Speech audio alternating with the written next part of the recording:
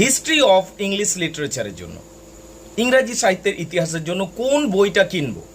কারণ কলেজ থেকে তো অনেকগুলো বইয়ের নাম বলা হচ্ছে, সবগুলো তো কেনা সম্ভব নয়। তাহলে কোন বইটা কিনবো?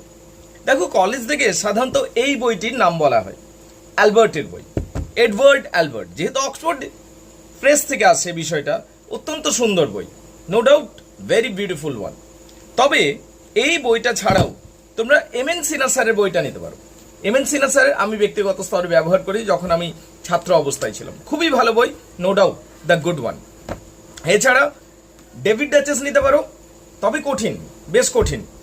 আর আমি ব্যক্তিগত স্তরে যখন ছাত্রছাত্রীদেরকে প্রেফার করি তখন এই রুল অ্যান্ড লিটারেচার বইটিকে প্রেফার করি। রুল অ্যান্ড লিটারেচার কেন?